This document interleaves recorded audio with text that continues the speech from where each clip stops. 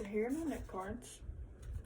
So did you ever leave school during lunchtime? What did you do? Did you go get lunch and come back to school? Did you go fool around? Or did you go back home and go to sleep? What did you honestly do? Well, my name is Madison Lucas, and we're going to talk about why you should not leave school during lunchtime. 4 main topics that come to my mind is money, possibility of a car accident, possibility of not coming back to school, and the free time that you're losing by goofing off or doing something else. We're going to start with money. Not every family can go and do as they please 24/7. Most families live paycheck to paycheck. They can't go and do all the extra stuff that a lot of people like to do, such as eating out every single day at lunch. You can't. Some families cannot do that.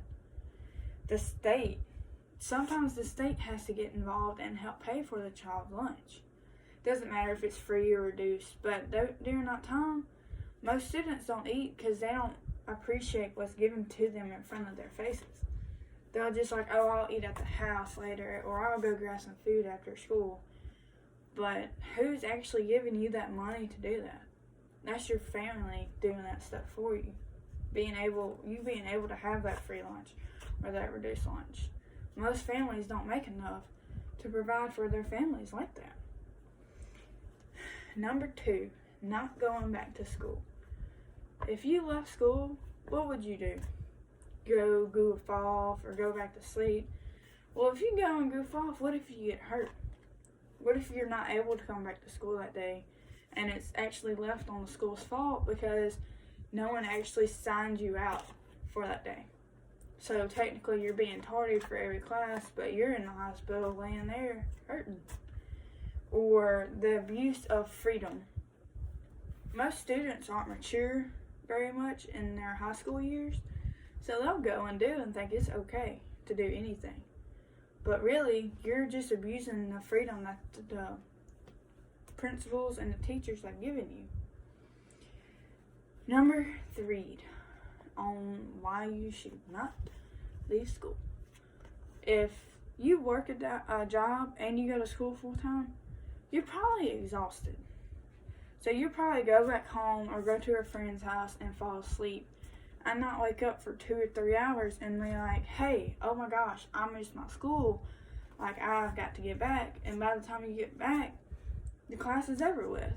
I mean, you're sitting here and you're thinking, hey, it's fine if I take a 5-minute nap or something like that, but you actually are going to miss one what you thought you would.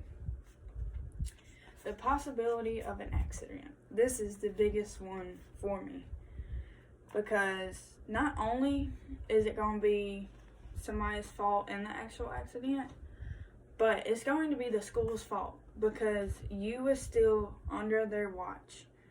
They're still over you, under their watch. And so if you left and got into a car accident, it's not going to be on the parents' fault because the school had the supervision over you that day during that time. So it's going to be all left onto the school. The school's probably going to get sued for something. It's just a lot of mess. And if you go and goof off or get someone else hurt or get yourself hurt, that's in the same boat as what we just talked about. The school is going to be reliable for that. So why make the school reliable instead of just not doing it? I mean, it makes more sense not to do something that's going to be more risky than it would be if you went and did everything and just risked it all, not caring. Number 4, the downtime. The downtime is what I mean is that time to study, do homework, catch up on late work, anything like that. Time to study, most students don't take studying extremely important because they're like, hey, I study 5 minutes every now and then, I'll be able to pass the class or pass the test. But most students don't look as passing as an A or up, or a B or up. They look at it, as long as I have a D, I'm good. 65 and above, I'm good. Students shouldn't look at it like that. They need to spend more time studying and working on other work that they need to. Doing makeup work. If you miss one class one day, you need to do that makeup work during that time that you're not doing nothing. So let's say you eat lunch, you have about 15 minutes. That's 15 minutes to do that extra homework that you have or that extra makeup work that you had. Schoolwork, same thing. There's extra time for work. If you have extra time during lunch, do that work. Try and make sure that you have all your work done in time, so when it comes to turning it in, you're not, oh, my dog ate it. You actually have to be like, here's my work. You understand? Tutoring.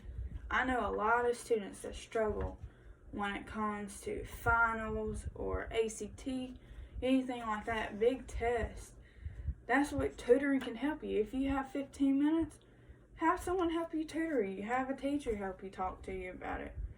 Talking about something that you missed or there's something that you need to redo on a test or on a paper, you can have that extra time to talk with a teacher, talk with a student that is real good, has good grades.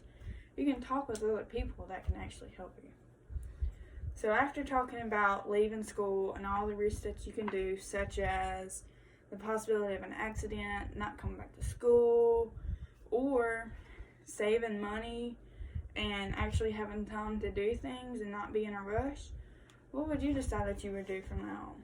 Would you leave school, or would you actually stay at school and do what you thought was best?